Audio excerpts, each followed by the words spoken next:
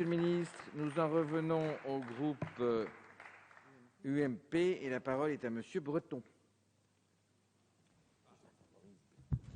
Merci, Monsieur le Président. Monsieur le ministre, je voudrais vous alerter aujourd'hui sur la situation de la filière des véhicules industriels en France.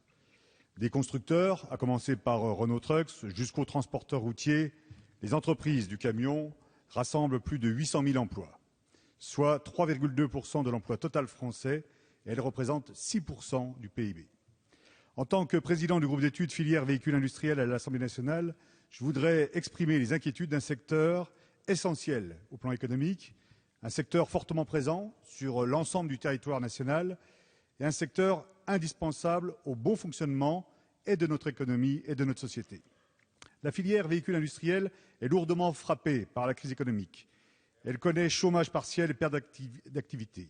Plus généralement, ce secteur subit un déficit de compétitivité et un manque de reconnaissance. L'inquiétude des chefs d'entreprise et des partenaires sociaux est d'autant plus grande avec la perspective de libéralisation totale du cabotage en 2014 et la mise en œuvre de la taxe poids lourds en juillet 2013. Cette écotaxe augmentera en effet les coûts du transport de 5 à 8%. De plus, au-delà de la seule filière véhicule industriel, la taxe poids lourds va également impacter d'autres branches de l'industrie manufacturière, comme l'industrie agroalimentaire, les meubles ou les jouets, qui pourtant font partie des secteurs qui aujourd'hui résistent les mieux à la crise. Face à cette situation, Monsieur le ministre, des propositions existent.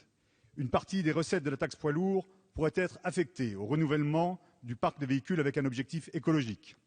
Les opérations de maintenance et de réparation pourraient être exonérées de la taxe poids lourds. Au niveau européen, la réglementation sociale, avec notamment la question de la baisse du coût du travail en France, devrait être harmonisée. Monsieur le ministre, le transport de marchandises en France ne doit pas fragiliser nos industries, mais tout au contraire contribuer à leur compétitivité. Face à ces enjeux, je vous remercie de bien vouloir m'indiquer quels sont vos engagements à l'égard de la filière véhicule industrielle et quelles mesures d'accompagnement et de soutien vous comptez mettre en place. Je vous remercie. Merci, Monsieur le ministre. Monsieur le député Xavier Breton, il est vrai que la filière des véhicules industriels que vous évoquez constitue une pièce essentielle de l'industrie et du tissu industriel français. 40 000 entreprises, dont 97% de PME de moins de 50 salariés, 820 000 emplois, 40 véhicules construits en France chaque année. Donc ce n'est pas mince et je vous remercie de votre interrogation. Je note que le secteur n'est pas épargné par les difficultés. Le nombre d'immatriculations de camions continue de baisser en Europe, moins 25% en 2012. Il y a eu des réductions de production chez tous les constructeurs, Scania, Volvo, Fiat, qui a fermé 5 sites dans 3 pays fin 2012. Donc nous sommes quand même dans une situation critique. Alors le gouvernement a pris un certain nombre de mesures de soutien spécifiques.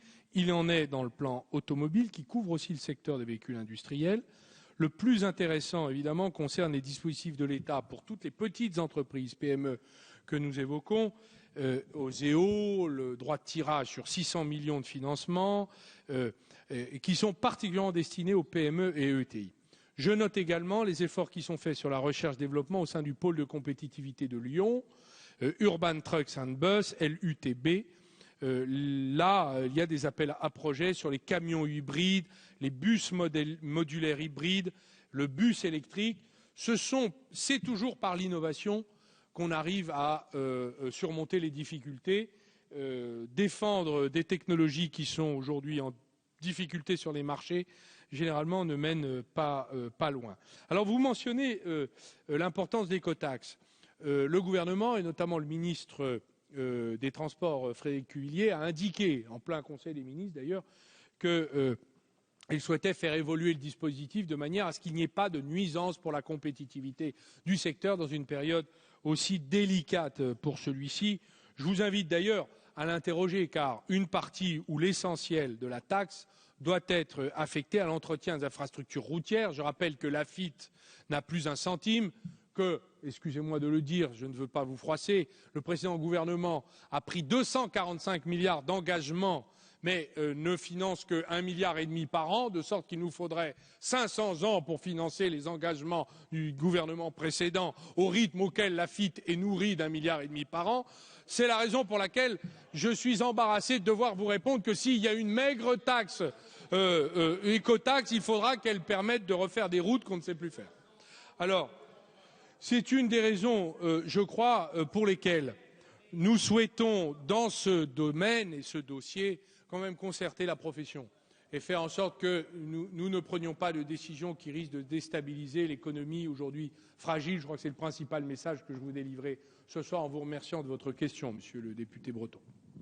Merci, monsieur.